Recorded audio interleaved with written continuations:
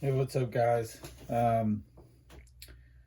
This one's been this is something I've been sort of keeping my eye out on.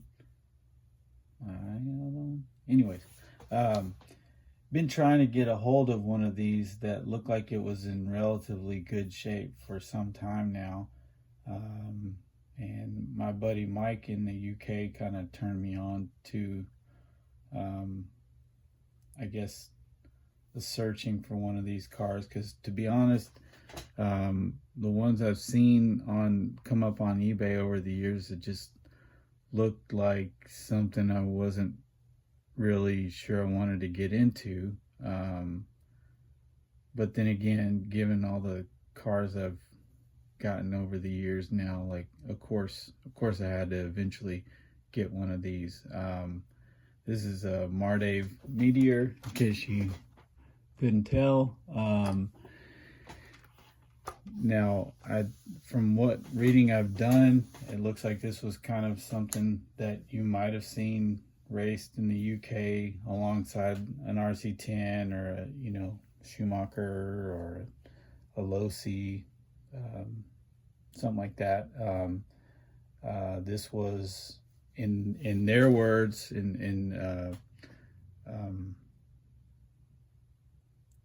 relatively cheap, something you could keep on the track but still be competitive with some of those other cars.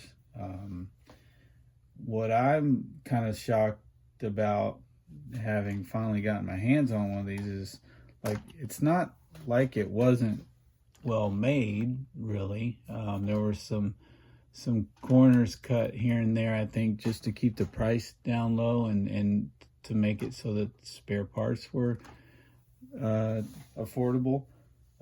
Something a kid could, come up with the money for, to keep on the track for a season or something like that, which I got all the respect in the world for. But anyways, I'm just kind of rambling here. But to me, I think this thing looks incredible.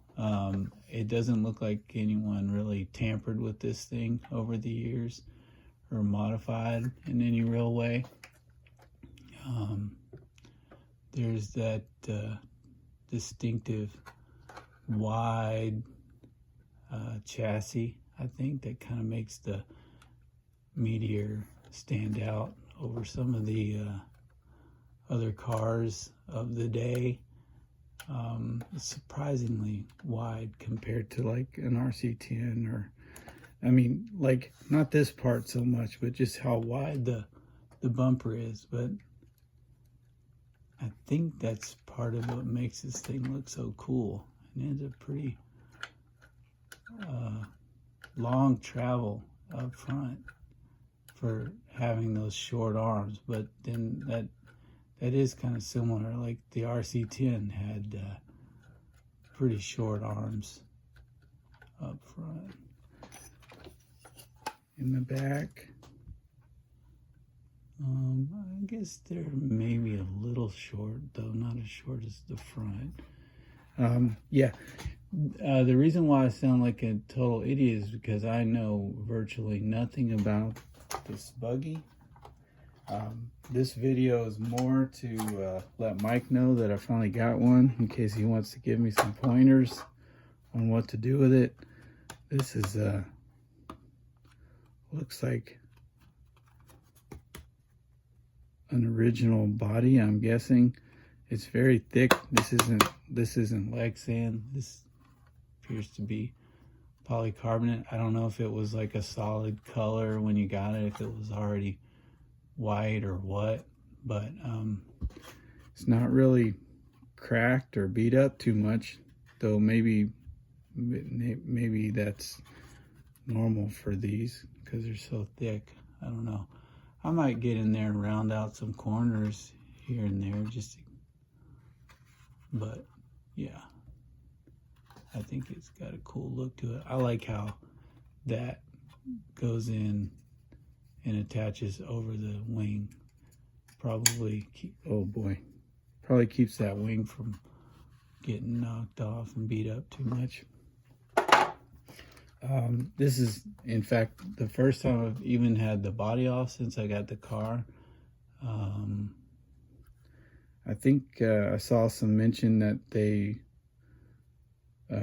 offered a longer chassis. This is pretty short, though I don't know how long the longer chassis would be.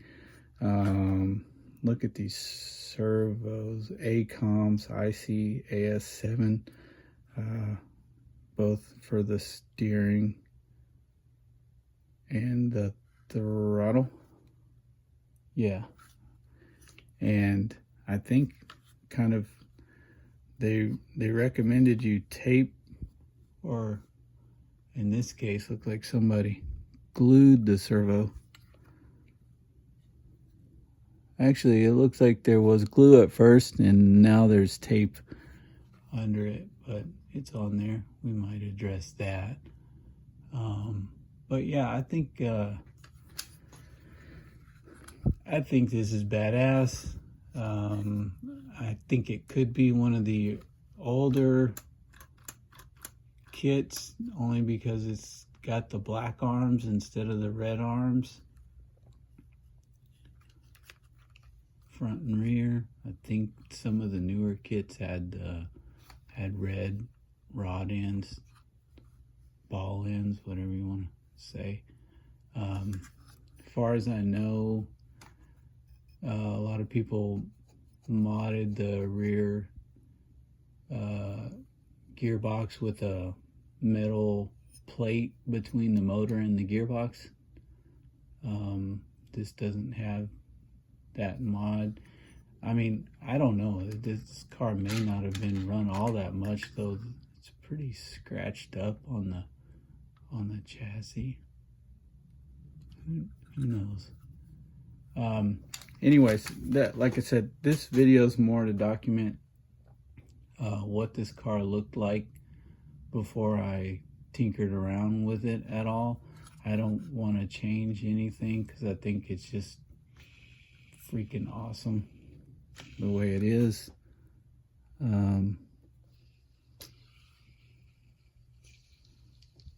Heard some things about the wheels, the front wheels, not having any bearings or bushings in them. I don't know if that's true or not, but we'll check it out. Awesome part of two-wheel drive RC history right here from the early to mid 80s. Very glad to have this thing. But yeah, you'll either see it again if I go through it, clean it up, do anything to it.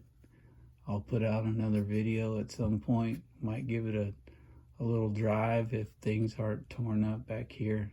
I got no idea what condition it's in. Or you won't. But yeah, Mike, this one's for you, buddy. Mardave Meteor. All right, talk to you guys soon. We got another one coming up in a week or so that should be exciting to some of you guys at least. All right, y'all take care.